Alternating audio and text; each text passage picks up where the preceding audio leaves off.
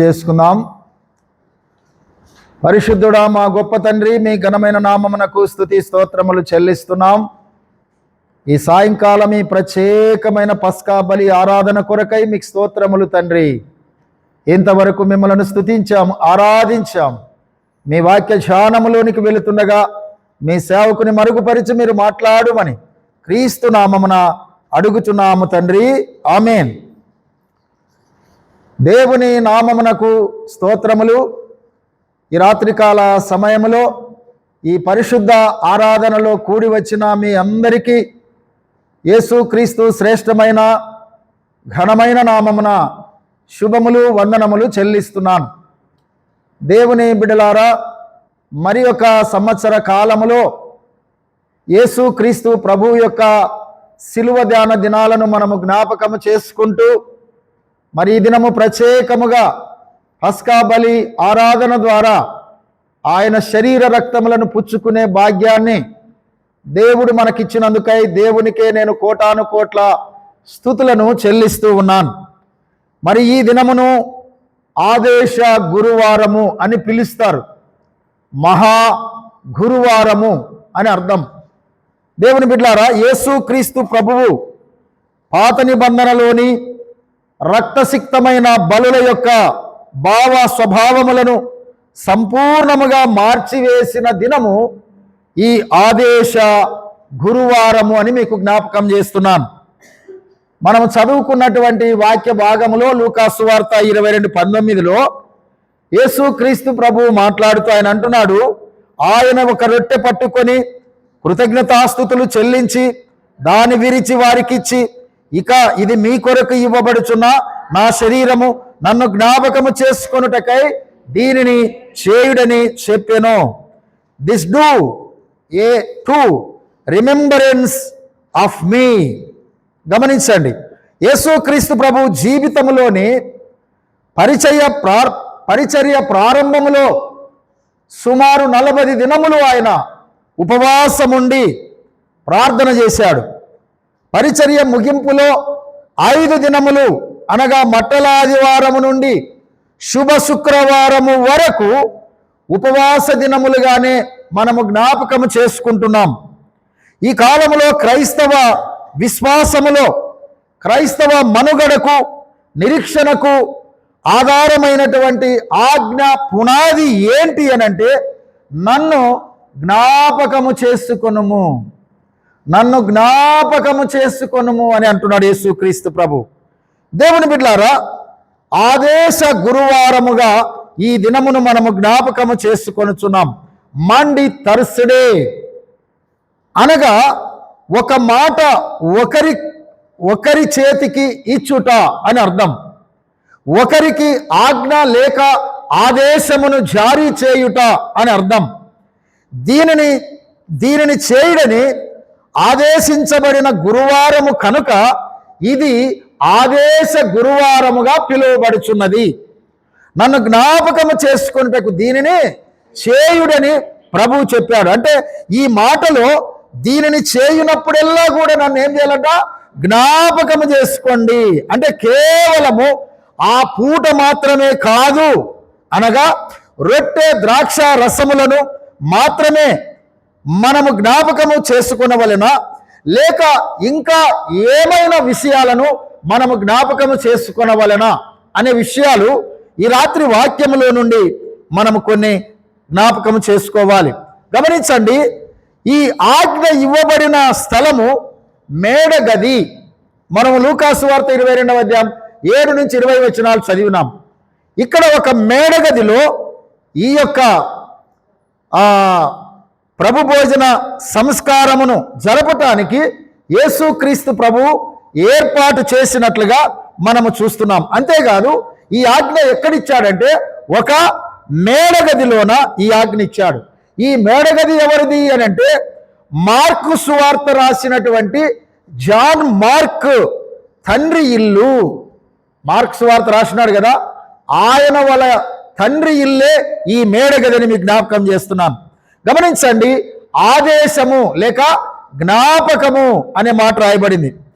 దేవుని బిడ్డలారా, గతములో జరిగినటువంటి సంఘటనలను యథారీతిగా మనసులోనికి తెచ్చుకొనుట లేదా జ్ఞాపకము చేసుకొనుట అనే విషయాన్ని మనము జ్ఞాపకము చేసుకోవాలి. అంటే ప్రభువు యొక్క జీవితం అంతటిని, అనగా ఆయన పుట్టుక, ఆయన పరిచర్య, ఆయన మరణ పునరుత్థానములు, ఆయన యొక్క వీటన్నిటిని కూడా మనము జ్ఞాపకము చేసుకోవాలని యేసుక్రీస్తు ప్రభు జ్ఞాపకం చేస్తున్నాడు. ఆయన స్థాపించినది ఒక మతము లేక సంప్రదాయము మాత్రము కాదు. చాలామంది క్రైస్తవ మతము అంటున్నారు, క్రీస్తు మతము అంటున్నారు. మతము వేరు, మార్గము వేరు. దేవుని బిడ్డారా, యేసుక్రీస్తు మతము స్థాపించటానికి ఈ లోకానికి రాలేదు. ఆయన ఒక మార్గమును స్థాపించటానికి, ఆయన మార్గము ప్రేమ మార్గం, ఆయన మార్గము క్షమా మార్గం, ఆయన మార్గము జీవ మార్గం, ఆయన మార్గము పరలోకానికి నడిపించే మార్గం, మతము మార్గము కాదు. కనుక మనం గమనించాలి, యేసుక్రీస్తు ప్రభు యొక్క జీవితం అంతా కూడా మాదిరి జీవితముగా ఆయన స్థాపించినటువంటి నూతన జీవన విధానములో మనము ప్రయాణము చేయటము ఆయనను జ్ఞాపకము చేసుకోవాలి. ఆయన చెప్పుచున్నది తాను తిరిగి వచ్చునన్నదే, కానీ చివరకు తన ఉనికికి ఒక శాశ్వత జ్ఞాపకం, తనతో శాశ్వత సంతోషం, సహవాసం, సంబంధమును దేవుడు ఏర్పాటు చేయుచున్నాడు. ఆ సంతోషము, ఆ సంబంధము, ఆ సహవాసమే శరీర రక్తములను పుచ్చుకొనున్నప్పుడు నన్ను జ్ఞాపకము చేసుకోండి. నిజంగా రాత్రి యేసు తన శిష్యులందరితో కలిసి మేడగదిలోనికి వెళ్ళాడు. మేడగదిలో వారికి కావలసినటువంటి స్థలము ఉంది. మేడగదిలో వారికి కావలసిన పాత్రలన్నీ ఉన్నాయి. మేడగదిలో అందరూ కూర్చొని సంతోషముగా, ఆనందముగా ఈ యొక్క భోజనము చేసే అవకాశపు ఏర్పాట్లు ఉన్నాయి. అందుకే ఆయన మేడగదిలో ఈ యొక్క కార్యమును ఏర్పాటు చేయడని తన శిష్యులతో చెప్పినట్లుగా మనము చేస్తున్నాం. తన శిష్యులకు ఆదేశించినట్లుగా మనము చేస్తున్నాం. కనుక ఆదేశము జ్ఞాపకము చేసుకొనుట. రెండవ విషయము జ్ఞాపకము చేసుకొనుట.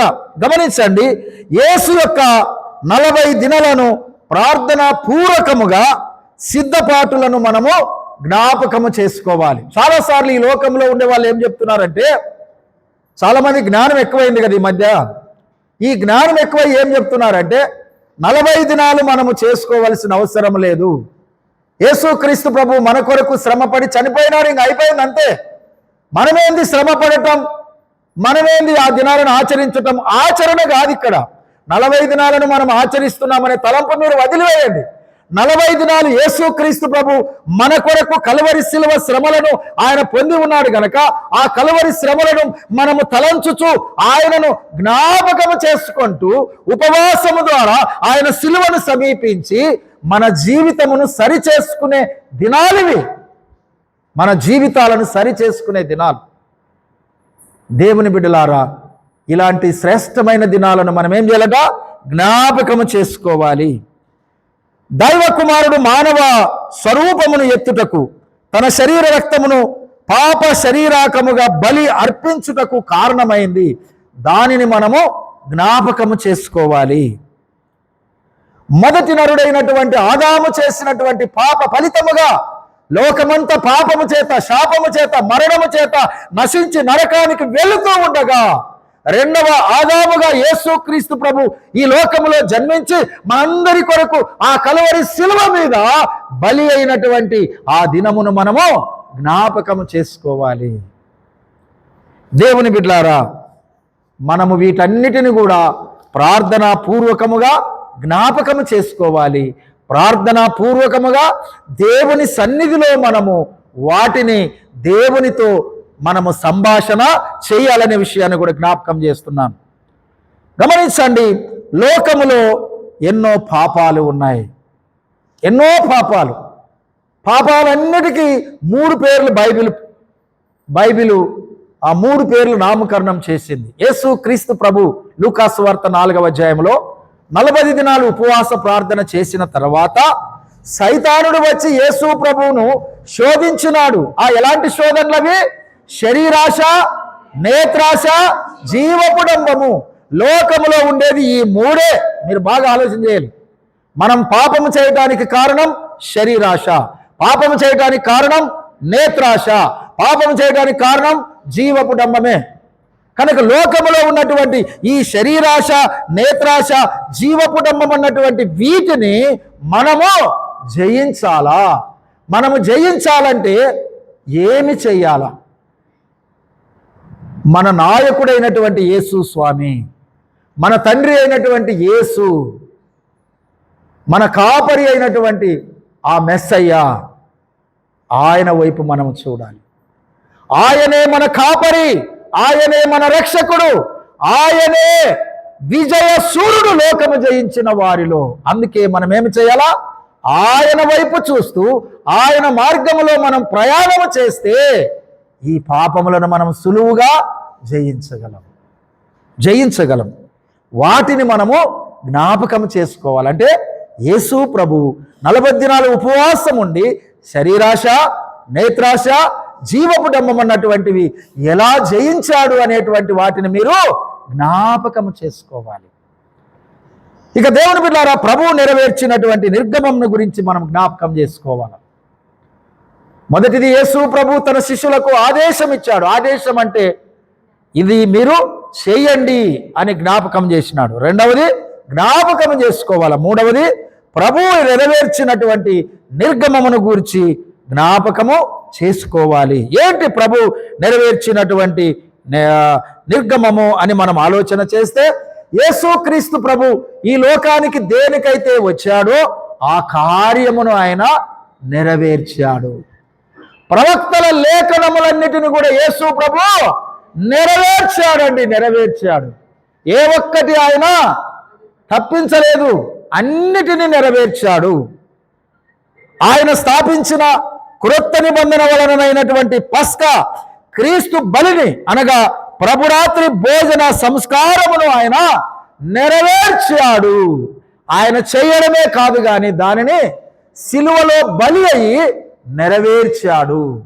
అందుకే యోహాను సువార్త 1వ అధ్యాయం 29వ వచనంలో యోహాను రాస్తున్నాడు ఏమని? ఇదిగో లోక పాపమును మోసుకొని పోవు దేవుని గొర్రె పిల్లగా వచ్చి మన పాపములన్నిటినీ సిలువలో ఆయన కడిగి వేసి ఆ ప్రవచనాలను ఆయన నెరవేర్చినట్లుగా చూస్తున్నాడు.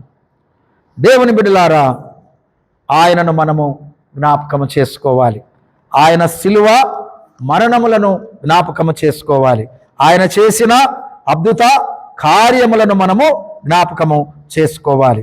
అందుకే మనము మొదటి విషయం గమనించండి, ఆదేశము క్రొత్త నిబంధన. ఒక 5 విషయాలు మీకు జ్ఞాపకం చేస్తా.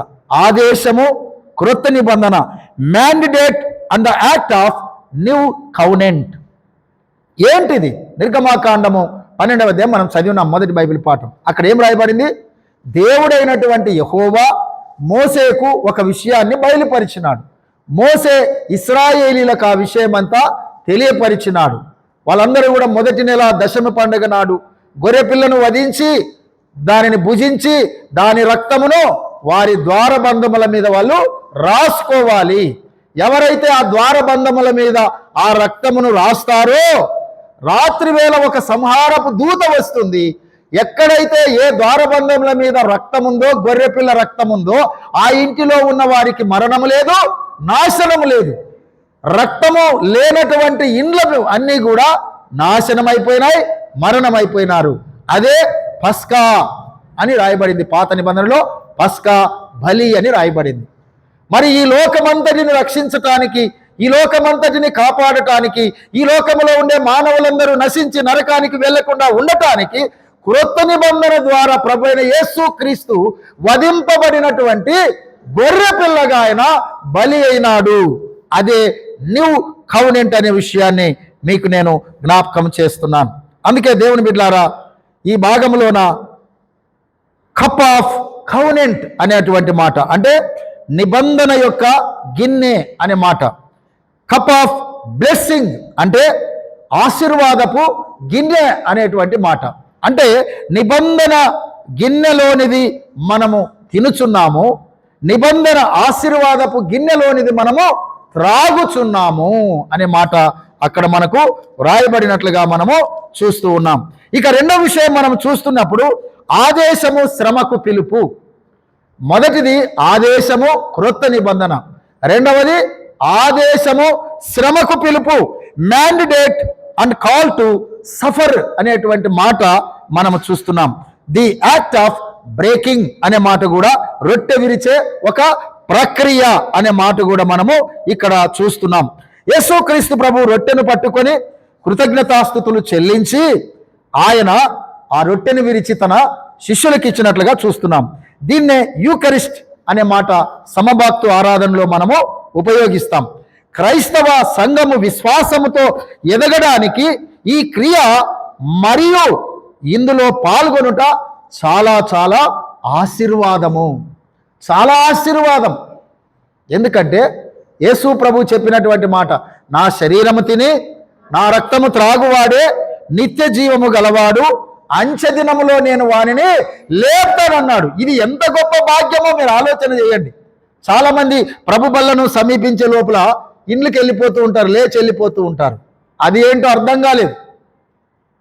దేవుని బిడ్డలారా, నువ్వు ఆయన శరీరము తినకుండా ఆయన రక్తము త్రాగకుండా నువ్వు మందిరానికి వచ్చి ప్రార్థనలో పాల్గొని వాక్యం విని ప్రార్థన చేసి ఇంటికి వెళ్ళిపోవడం వల్ల నీకే ఉపయోగం లేదు. ఒకవేళ నువ్వు ఆత్మీయంగా బలపడవచ్చు, అంతే. ఆధ్యాత్మికంగా నువ్వు బలపడవచ్చు, ఆధ్యాత్మికంగా స్థిరపడవచ్చు, ఒక భక్తిగా జీవించవచ్చు. అది మతం అయితే అది. మార్గం అంటే ఏంటంటే ఆయన శరీర రక్తములను పుచ్చుకొని, ప్రభు చెప్పిన మాట, నా శరీరము తిని నా రక్తము త్రాగువాడే నిత్య జీవము గలవాడు, అంచెదినమున నేను వాడిని లేపుతాను. నువ్వు నిజంగా సమాధిలో నుండి నువ్వు లేవాలంటే ఆయన శరీరము తినాలి, ఆయన రక్తము త్రాగాలి. ఆయన రక్తము త్రాగితేనే మనం ఎల్లప్పుడూ కూడా జీవిస్తాం, శాశ్వతంగా బ్రతుకుతాం మనం. అలాంటి బ్రతుకు నువ్వు బ్రతకాలంటే ఆయన శరీరము తినాలి, ఆయన రక్తము త్రాగాలన్నమాట. అందుకే క్రీస్తు శరీరంగము అంటే సంఘము విరువబడకపోతే క్రీస్తు సువార్త, దైవరాజ్య సువార్త ప్రపంచమంతటా నలమూలల ప్రాకేటువంటిది కాదు.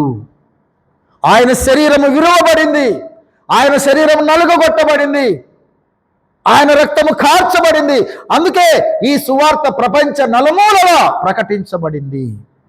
దేవుని బిడ్డలారా గమనించాలి. అందుకే ఆది సంఘ చరిత్రలో కొందరు సంఘమును వదిలి అడవుల్లోనికి వెళ్ళిపోయారు, కొండల్లోనికి వెళ్ళిపోయారు, లోయల్లోనికి వెళ్ళిపోయారు, పట్టణాలకు దూరంగా, కుటుంబాలకు దూరంగా తమను తాము వాళ్ళు శ్రమ పెట్టుకున్నారన్నమాట. అంటే ఈ శరీరాన్ని నలుగగొట్టుకోవాలని. యేసుక్రీస్తు ప్రభు గెత్సేమన తోటలో ఆయన శరీరాన్ని ఏం చేసినాడండి? నలుగగొట్టుకున్నాడు. గెత్సేమనగనగా గానుగని అర్థం. గెత్సేమన తోటలోనే యేసు ప్రభు పెద్ద ప్రార్థన చేసినాడు. అది చాలా పెద్ద ప్రార్థన. ఆ ప్రార్థనలో ఆయన శరీరం ఏమైంది? బాగా నలుగొట్టబడింది. అందుకే ఆయన చెమట ఎట్లొచ్చింది? రక్తం రూపంలో బయటకు వచ్చింది. గెత్సేమనగా గానుగని అర్థం. అంటే ఒక గానుగలో ద్రాక్షలు వేసి లేదా ఒక గానుగలో ఏవైనా వేసి బాగా తిప్పితే ఏమవుతుంది? రసం వస్తుంది అన్నమాట. యేసు ప్రభు ప్రార్థన గెత్సేమనలో పోరాటముతో కూడిన గొప్ప ప్రార్థనగా మనం అక్కడ చూస్తూ ఉన్నాం.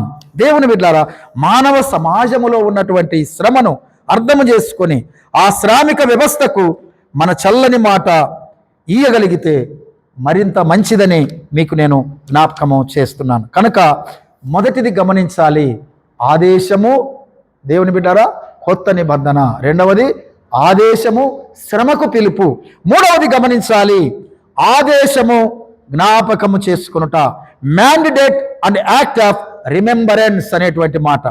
హెబ్రీ భాషలో జకర్ అని పిలుస్తారు, అంటే జ్ఞాపకము అని అర్థం జకర్ అంటే. ఇక ఈ పదము నుండే జకరియా అనేటువంటి పేరు కూడా వచ్చిందనమాట. అంటే దేవుడు మనలను జ్ఞాపకము చేసుకునుట. జకరియా అంటే అర్థం ఏంటి? దేవుడు మనలను జ్ఞాపకము చేసుకోవటం అని అర్థం. దేవుని బిడ్డలారా గమనించాలి, అనామెస్సిన్ అనేటువంటి గ్రీకు మాటకు అర్థము కూడా జ్ఞాపకము అనే అర్థం వస్తుంది. పాత నిబంధనలో నిర్గమాకాండం 12-14 వచనాల్లో కూడా ఈ మాటలు వాడబడినట్లుగా మనకు కనిపిస్తాయి. అంటే దేవుని బిడ్డలారా, నన్ను జ్ఞాపకము చేసుకొనుటకు దీనిని చేయుడి అనగా దీనిని చేయనప్పుడల్లా నన్ను జ్ఞాపకము చేసుకొనుడని యేసుక్రీస్తు ప్రభు చెప్పినట్లుగా మనము చూస్తున్నాం. అంటే ఇందులో యేసు ప్రభు యొక్క త్యాగము కనిపిస్తుంది, యేసు ప్రభు యొక్క సమర్పణ కనిపిస్తుంది, యేసు ప్రభు యొక్క ఏమంటాం దాన్ని, ఏ స్వార్థము లేనటువంటి, లేక యేసు ప్రభు దేనికి ఆశపడి కార్యం చేయటం కాదు. ఆయన ఏ స్వార్థము లేకుండా నిస్వార్థమైనటువంటి మనస్సుతో తను తానే త్యాగము చేసుకొని మనందరి కొరకు కూడా ఆయన ఆ కలువరి శిలువలో బలి అయినాడు. అందుకే దీన్ని మీరు జ్ఞాపకము చేసుకోండి. మనం 171వ కీర్తన, ఆంధ్ర క్రైస్తవ కీర్తనలో ఒక చరణం ఉంటుంది, 5వ వచనంలో ఏమని ఉంటుంది? నా వంటి నరుడొకడు నన్ను ప్రేమించేనా నా వలన, ఆహా నీ వంటి పుణ్యునికి నా వంటి పాపితో కేవలం బేమీ లేక, యేసు నన్ను ప్రేమించినావు, పాపినైనా నన్ను ప్రేమించినావు. దేవుని బిడ్డలారా గమనించాలి, మనము ఎవరిని ప్రేమిస్తున్నా కూడా వాళ్ళ నుండి ఏదో ఒకటి మనం ఏం చేస్తాము? ఆశిస్తాం.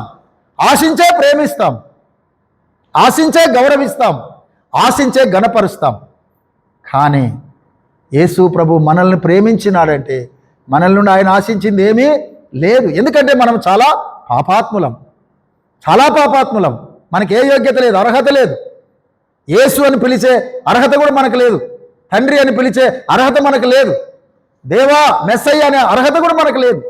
అంత ఘోర పాపాత్ములం. అలాంటి మనలను దేవుడు ఎంతో ప్రేమించి మన కొరకు ఆయన ఆ సిలువలో బలి అయ్యాడు. స్వార్థము లేని నిస్వార్థమైన బలియాగము. అందుకే ఆయన గొప్ప త్యాగము చేసినట్లుగా మనము చూస్తున్నాం. అందుకే ఆదేశము, జ్ఞాపకము, ఆయనను మనము జ్ఞాపకము చేసుకోవాలి. ఇక 4వది ఆదేశము, దేవుని రాజ్యము. గమనించాలి, mandate and Kingdom of God అనే మాట చెప్పబడుతుంది. అంటే ఇక మీదట దేవుని రాజ్యం వచ్చు వరకు, లూకాసు వార్త 22వ అధ్యాయం 18వ వచనంలో యేసు ప్రభు ఏమంటున్నారు? ఇక మీదట దేవుని రాజ్యం వచ్చు వరకు నేను ద్రాక్షారసము త్రాగునని మీతో చెప్పుచున్నాను. దేవుని బిడ్డలారా, కింగ్డమ్ ఆఫ్ గాడ్ అంటే దీని అర్థం ఏంటి? దేవుని రాజ్యము మన మధ్యకు రాబోతూ ఉంది. యేసు ప్రభు చెప్పిన మాట, ఎక్కడ 2-3 నా నామమున కూడి ప్రార్థన చేస్తారో అక్కడ నేను ఉంటా. అంతే. అదే దేవుని రాజ్యం, అదే దేవుని రాజ్యం. దేవుని బిడ్డలారా, ప్రభు అంటున్నాడు, దేవుని రాజ్యం వచ్చు వరకు ఈ యొక్క ద్రాక్ష రసాన్ని నేను తాగనని వాళ్ళతో చెప్పుతూ ఉన్నాడు. అంటే ఒక రోజున యేసు ప్రభు మరలా తిరిగి మన మధ్యకు ఆయన రాబోతున్నాడు. ఆయన రాజ్యం ఇక్కడ స్థాపించబోతున్నాడు. మనందరితో కలిసి ఈ సహవాస భోజనం, ఈ విందును, పస్కా బలిని ఆయన చేయబోతున్నాడు. ఆ విందులో మనకెంత సంతోషమో ఇంక చెప్పలేము. ఎంతో సంతోషం. విందు అనగానే రకరకాలైనటువంటి భోజన పదార్థాలు ఉంటాయి. విందు అనగానే చాలా విలువైన భోజనం ఉంటుంది. అలాంటి భోజనాన్ని క్రీస్తు మనసుతో కలిసి ఆయన రాజ్యములో చేయబోతాను అని జ్ఞాపకం చేసినట్లుగా ఇక్కడ చూస్తూ ఉన్నాం. అందుకే మార్క్స్ వార్త 14వ అధ్యాయం 25వ వచనంలో, నేను దేవుని రాజ్యంలో ద్రాక్షారసము క్రొత్తదిగా త్రాగు దినం వరకు ఇకను దానిని త్రాగనని వారితో చెప్పెను అనే మాట వ్రాయబడింది. దేవుని బిడ్డలారా, రానయ్యున్న దేవుని రాజ్యమును గురించిన ఆసక్తిదాయక విషయం ఉంది. భూమి మీద క్రైస్తవ సంఘము యావత్తుకు ఇదొక గొప్ప నిరీక్షణ మార్గమై ఉన్నదని కూడా జ్ఞాపకం చేస్తున్నాను. గమనించాలి, మనము దేవుని రాజ్యములోనికి వెళుతామా? దేవుని రాజ్యము మన మధ్య వచ్చే ఉన్నది. అది మీరు జ్ఞాపకం చేసుకోవాలి. ఇక మనము ఆలోచన చేస్తూ ఉన్నప్పుడు దేవుని బిడ్డారా, 5వ విషయము ఆదేశము, పరిచర్య. ఆదేశము, పరిచర్య, మ్యాండేట్ అండ్ డైకోనియా అనేటువంటి మాట మనం చూస్తున్నాం. లేదా మినిస్ట్రీ, డైకోనియా అంటే పరిచర్య, అది ఒక గ్రీక్ వర్డ్ అది. అయితే మ్యాండిడేట్ అండ్ మినిస్ట్రీ, పరిచర్య. మనము ఈ రోజున ఆయన ఇచ్చిన ఆదేశమును బట్టే ఈ పరిచర్యను మనము కొనసాగిస్తున్నాం. పరిచర్యలో ఏముంటాయి? సువార్త ప్రకటించుట, ఆత్మలు రక్షించుట, రోగులను స్వస్థపరచుట, ఇవన్నీ పరిచర్యలో ఒక భాగమే. దేవుని బిడ్డలారా, ప్రార్థన చేయుట, రక్షణ పొందిన వారిని సంఘమునకు నడిపించుట, సంఘములుగా కట్టబడుట, దేవుని రాజ్య మహిమ సువార్తను ప్రకటించటానికి ప్రతి ఒక్కొక్కరు ఏకమై ఐక్యమై మనము సాగుట, ఇదంతా కూడా సువార్త పరిచర్యలో ఒక భాగమే అనే విషయాన్ని నేను మీకు జ్ఞాపకం చేస్తున్నాను. అందుకే భూమిపైన క్రైస్తవ సంఘమే దేవుని రాజ్యానికి పునాది అని మీరు మర్చిపోకూడదు. పునరుత్థానము దైవ రాజ్యమును గురించిన గొప్ప నిరీక్షణ కలిగిస్తుందనే విషయాన్ని కూడా మీరు మర్చిపోకూడదని జ్ఞాపకము చేస్తూ ఉన్నాను. గమనించాలి దేవుని బిడ్డలారా, చివరి దినాలు దగ్గరగా ప్రభు తన శిష్యులను తో చెప్పినటువంటి మాట, నా సహోదరులు, నా గొర్రెలు, నా స్నేహితులు అంటూ ఆయన అనేక విధాలుగా వారిని సంబోధించినట్లుగా మనము చూస్తూ ఉన్నాం. కానీ యేసు ప్రభు లూకాసు వార్త 22:26లో మీలో గొప్పవాడు చిన్నవాని వలెను, అధిపతి పరిచారకుని వలెను ఉండవలెను. ఆయన ఈ మేడగదిలో చేసినటువంటి ఈ పస్కా ఆరాధనలో లేక ఈ ప్రభు భోజన సంస్కారములో ఇంకొక మంచి కార్యము, గొప్ప కార్యము, అద్భుతమైన కార్యము ఏంటి అని అంటే ఈ పరిచర్యలో తను తాను తగ్గించుకోవటం. ఎంతగా తగ్గించుకున్నాడంటే ఆ రాత్రి తన 12 మంది శిష్యుల యొక్క పాదాలైనా కడిగినాడండి. తన 12 మంది శిష్యుల పాదాలు కడిగినాడు. పరిచర్యలో గొప్ప జీవితం ఏంటి అంటే మనలను మనము తగ్గించుకొని ఆయన పనిని చేయటము, మనలను మనం తగ్గించుకొని ఆయనను హెచ్చించటమే పరిచర్యలో ప్రధానమైనటువంటి ద్వారమని మీరు తెలుసుకోవాలని కూడా జ్ఞాపకం చేస్తున్నాను. దేవుని బిడ్డలారా, మరి ఆయన చెప్తున్నటువంటి ఈ మాటలు మన హృదయాల్లో మనము దాచుకోవాలి, మన మనసులో భద్రం చేసుకోవాలి. దేవుడు దిగివచ్చి జాలరులైన తన శిష్యుల పాదాలు కడగడం సృష్టిలో లేక ఒక అనూహ్యమైన, అద్వితీయమైనటువంటి, ఆశ్చర్యమైనటువంటి మహా గొప్ప కార్యం అది. పరిచర్యలో ఇలాంటి పనులు మనము చేయాలి. మనల్ని మనం తగ్గించుకోవాలి. మందిరంలో పని చేయాలి, మందిర పనులు చేయాలి, దేవుని పనులు చేయాలి, దేవుని సేవకులతో కలిసి దేవుని పనిని మనం కొనసాగించాలా. అందుకే ఈ పరిచర్యలో మనము చాలా జాగ్రత్తగా క్రీస్తును చూచి క్రీస్తు ద్వారా మన పరిచర్యను మనము కొనసాగించాలి. మన జ్ఞానము చేత, మన బలము చేత, మన స్వశక్తి చేత, మనకున్నటువంటి వనరుల చేత కాదు పరిచర్య చేయాల్సింది. మనలను మనము తగ్గించుకొని ఆయన పరిచర్యను మనము చెయ్యాలి. అది దేవునికి ఇష్టమైన పరిచర్యగా చెప్పబడుతున్నట్లుగా మనం చూస్తున్నాం. ఎందుకంటే యోహాను సువార్త 13:14 యేసు ప్రభు ఏమంటాడు? ప్రభువును బోధకుడినైన నేను మీ పాదములు కడిగినేడలా మీరును ఏమంట ఒకరి పాదములను ఒకరు కడగాలి. గమనించండి, ఒకరి పాదములు ఒకరు కడగండి అనే మాట చెప్పుతున్నాడు. దేవుని బిడ్డలారా, దీని అర్థం ఏంటి? ఆయన పాదాలు కడిగినాడు, దీని అర్థం ఏంటి? ఆయన చెప్తున్నాడు, నేను మీ పాదాలు కడిగినాను కూడా, మీరు కూడా ఒకరి పాదాలు ఒకరు కడగండి అనే మాట ఇక్కడ జ్ఞాపకం చేస్తున్నాడు. అంటే ప్రతి మానవునిలో ఉన్నటువంటి అపవిత్రత విషయంలో దేవుని వాక్యం అనే నీటి ద్వారా ప్రతి హృదయమును మీరేం చేయాలా? కడగాలి. ప్రతి జీవితాన్ని మీరేం చేయాలా? బాగు చేయాలా. ప్రతి హృదయాన్ని కూడా మీరు క్రీస్తు కొరకు సిద్ధము చేయాలా. నేను దేవుని రాజ్యము కొరకు మీ పాదాలు గడిగి, దేవుని పని కొరకు మీ పాదాలు గడిగి మాదిరికరమైన జీవితాన్ని మీకు చూపించాను. మీరు పరిచర్యలు ఆ విధంగా తగ్గించుకొని అలాంటి సేవను మీరు చేయగలిగితే అనేక ఆత్మలు పరలోకములో ప్రవేశిస్తాయి అనే మాటని ఇక్కడ యేసు ప్రభు జ్ఞాపకం చేసినట్లుగా మనము చూస్తున్నాం. చివరిగా నా శరీరము నా రక్తము అనే మాట చెప్తున్నాడు.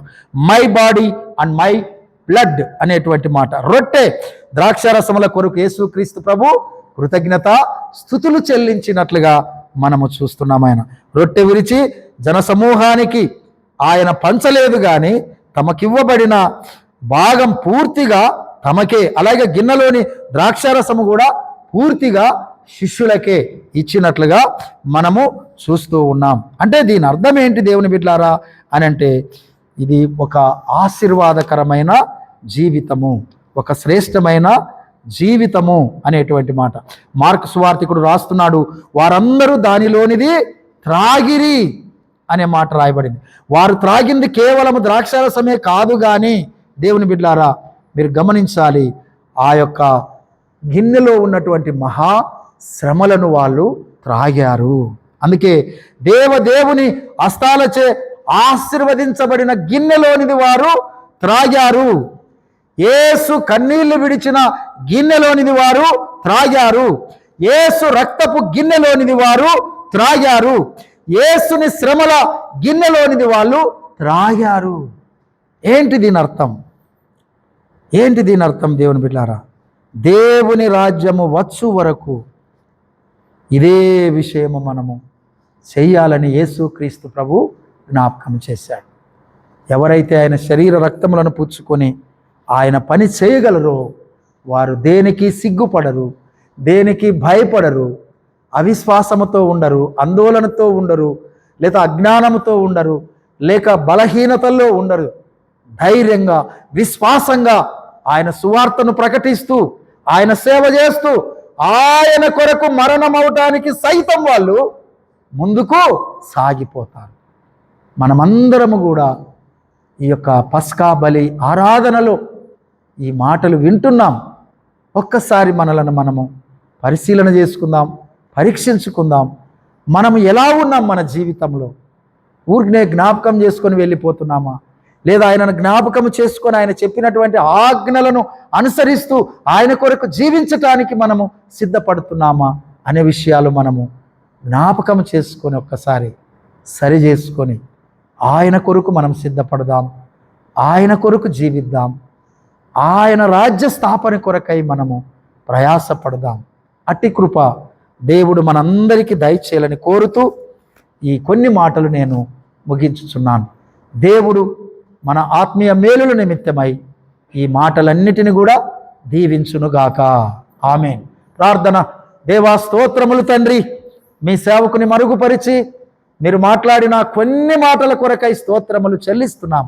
ఈ కొన్ని మాటలు మా హృదయాల్లో భద్రపరచుకొని మీ రాకడ పర్యంతం ప్రభువా మీ యొక్క మరణ పునరుత్థానములను జ్ఞాపకము చేసుకుంటూ మీ శరీర రక్తములను పుచ్చుకొని మీ నిత్య జీవమును స్వతంత్రించుకోవటానికి మమ్మను సిద్ధపరచండి. క్రీస్తు నామమున అడుగుచున్నాము తండ్రి. ఆమేన్. దేవుని నామమునకు స్తోత్రములు. మరి ఈ